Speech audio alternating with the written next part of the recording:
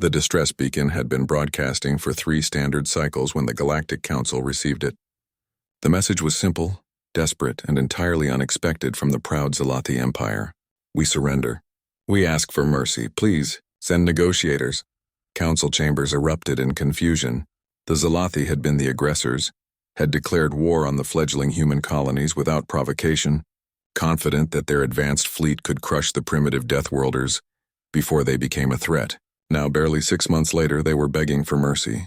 Send our best diplomatic corps, ordered Chancellor Vexhai, his crystalline form shimmering with uncertainty. The humans have agreed to negotiations. We must ensure a fair resolution. What the Council didn't know was that Earth had already sent its response. Captain Adnan Shah stood on the bridge of the UES Retribution, watching the blue-white star of the Zalathi system grow larger on the viewscreen. His dark eyes held the kind of calm that came only from seeing too much war, too much death.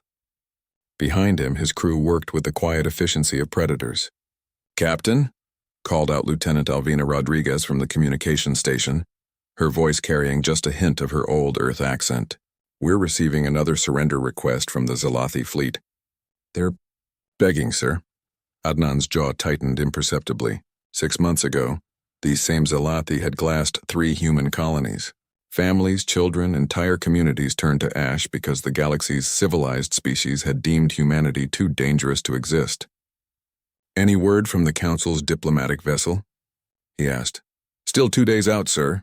They think they're coming to mediate a ceasefire." A bitter smile touched Adnan's lips. The Council still didn't understand. They saw war as a game of politics and positioning. Humans saw it as survival. "Signal the fleet," he ordered. "Begin final approach." Admiral Kethvol of the Zalathi Imperial Navy watched his sensors with growing horror. The human fleet wasn't slowing down. 50 vessels, each one a nightmare of weapons and armor, closing on his position like a pack of earth wolves. "Sir," his communications officer's voice trembled. "They're not responding to our surrender requests." "Keep trying." Kethvol snapped, his forearms working frantically at his console. "Tell them we yield.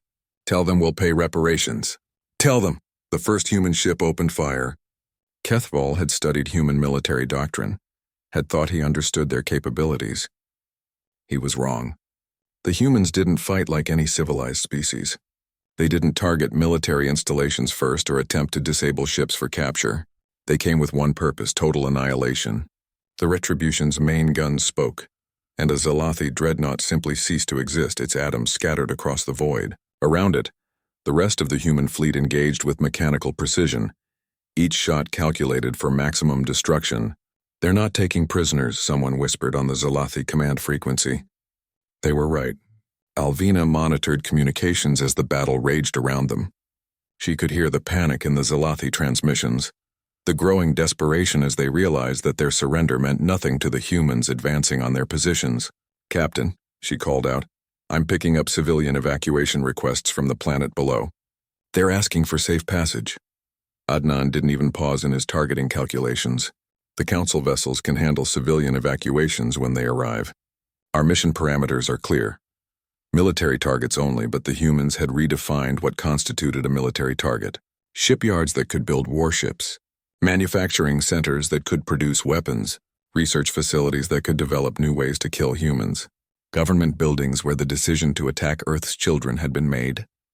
The Zalathi had asked for mercy, but they had shown none to human civilians. When the Council diplomatic vessel finally arrived, they found a system transformed. The Zalathi military fleet was debris. The planet's military infrastructure had been systematically destroyed with surgical precision, and the human fleet was already preparing to depart. Chancellor Vexhai requested an immediate conference with the human commander. Adnan materialized on the Council ship's bridge via hologram, still wearing his combat gear. Behind him, Alvina and his senior staff stood at attention.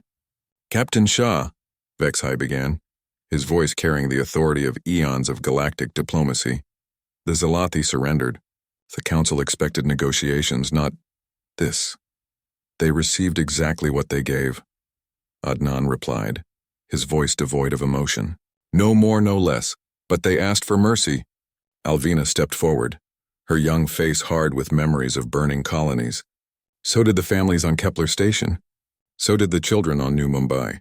So did the farmers on Terra Nova. Her voice grew colder with each word. The Zalathi response was orbital bombardment. Vexhi's crystalline form flickered with distress. This is not how civilized species conduct war.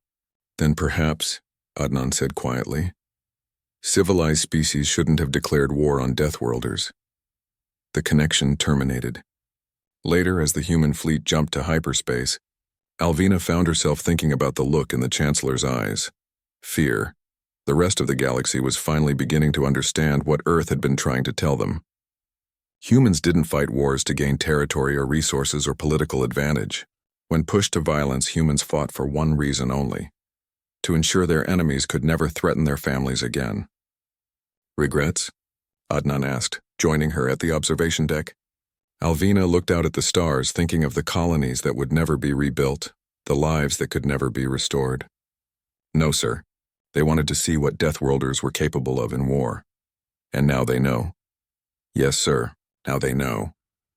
Behind them, Earth's children sailed home through the darkness, and the galaxy trembled.